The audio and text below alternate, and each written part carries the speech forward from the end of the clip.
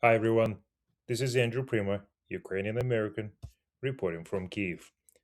In today's podcast, week 197 of Russian invasion of Ukraine, and this is the third week of December 2025. In today's podcast, intense negotiations between US and Ukraine and US and Russia continue at the full swing. And if Ukraine agrees to such a bad agreement, what the consequences will await not only Ukraine but also the Western world. So Putin's very conduct in negotiations betrays his complete lack of interest in ending the war. While US, Ukrainian, and European officials debate potential options for a peaceful resolution, there is little indication that Russia truly wants to end the war. Conversely, many of the Kremlin's key demands seem tailored to enable Russia to continue its invasion, but only on terms more advantageous to the aggressor. Vladimir Putin's territorial demands are enough to trigger alarm bells. He argues that to reach a ceasefire, Ukraine must surrender the remaining 10% of Donbass, the areas his army has failed to capture in 11 years of the war. And the war that started not in 2022, that started in 2014. And the full scale invasion started in 2022. And he still failed to invade it. Since Putin controlled the world's largest country, he doesn't really need these 6,600 square kilometers of Donbass. There are no special resources or historic size there to justify their current role in the peace process. The real reasons are much clearer. The territory hosts the strongest Ukrainian defenses built over the last decade. The defensive line is a major obstacle to further Russian advances. Experts estimate that its assault would take Russia years and cost hundreds of thousands of lives. Behind this line of defenses, a new rapid offensive could unfold deep into the country and even toward Kiev. That's why Putin is willing to compromise on other issues but remains determined to gain this specific territory without a fight. Among Moscow's many demands, the most concerning is the Kremlin's persistent goal to demilitarize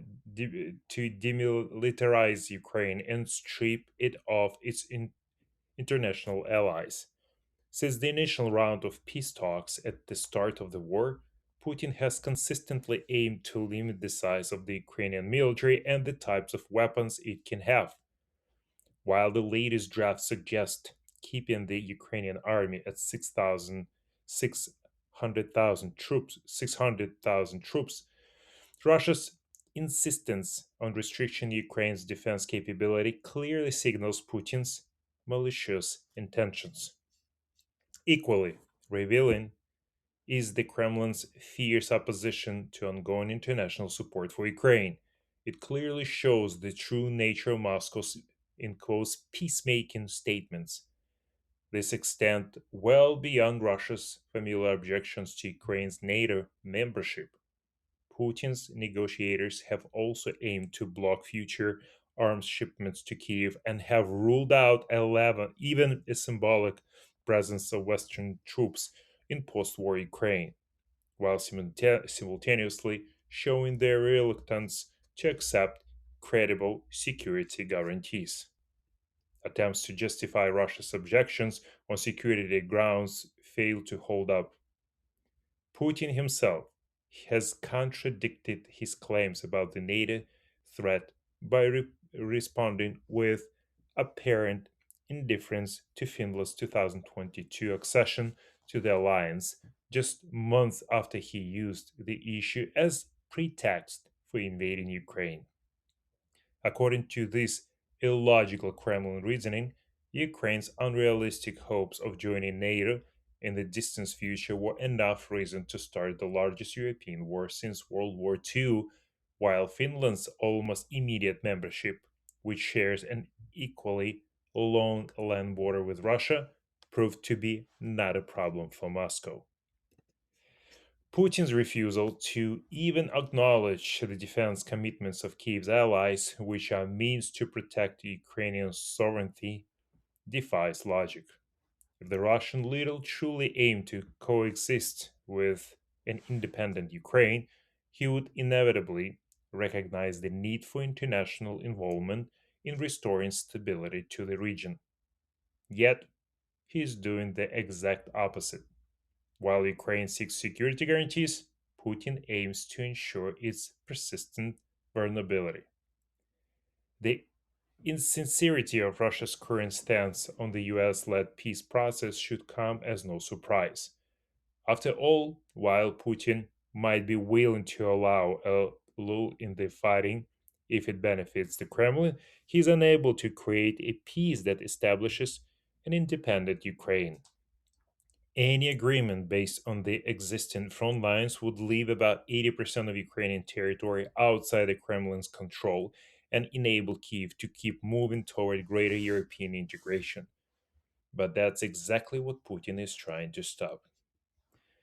The Kremlin's dictator has always seen his war against Ukraine in a broad historic sense as a crusade to undo the 1991 result and bring Russia back to its proper position as a global superpower.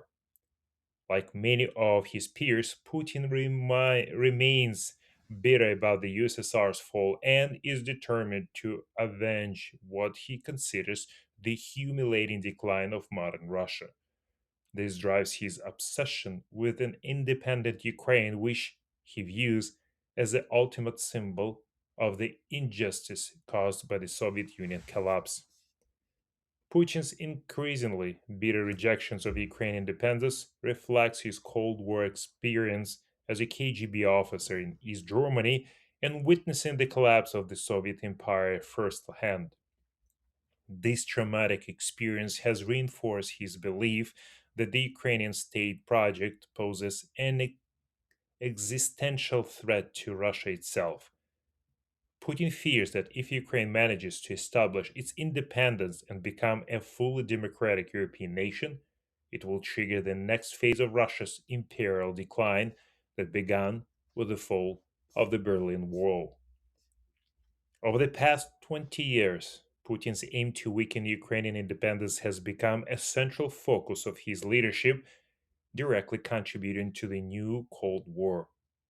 From the Orange Revolution of 2004 to the annexation of Crimea in 2014 and the full scale invasion in 2022, Ukraine has consistently been at the center of each new stage in the deterioration of relations between Russia and the West.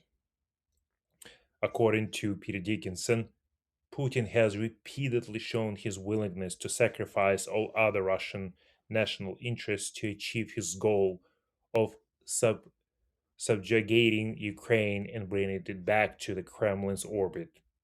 He has reversed decades of integration into the Western economy, mobilized Russian society, and sent hundreds of thousands of Russian soldiers to their deaths. It is a major illusion to believe that he is now suddenly prepared to abandon all of this and accept the reality of an independent Ukraine in exchange for minor gains through a compromise peace. Putin's position in the peace talks clearly demonstrate a complete lack of interest in ending the war, again commented Peter Dickinson. His territorial demands strip Ukraine of key defenses and pave the way for the further Russian advances, while his demands to limit Ukraine's armed forces and military ties with the West leave the country disarmed and vulnerable after the war. Even individually, each of these demands appears highly suspicious. Together, they serve as undeniable evidence of Putin's intent to continue the invasion and to continue achieving his goal to capture the whole Ukraine and put it under his power. So Washington is once again trying to pressure Ukraine into signing a stupid illogical agreement with Russia, and what are possible the consequences of that. So when Ukraine, in exchange for empty promises, relinquished the world's third largest nuclear arsenal to Moscow, it committed the biggest geopolitical mistake of the 20th century. They persisted into 2 in the morning. Generals, priests, and politicians shouted and argued about how risky it was to hand over thousands of strategic warheads to Moscow.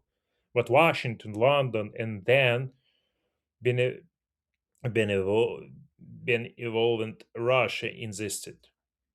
The deal took the form of the Tripartite Declaration of 1994 and later the Budapest Memorandum. Ukraine was to destroy its missiles, mines, and bombers, join the Nuclear Non Proliferation Treaty, and in return receive security guarantees that there were in fact no guarantees at all. The United States offered 500 million in aid to dismantle these weapons.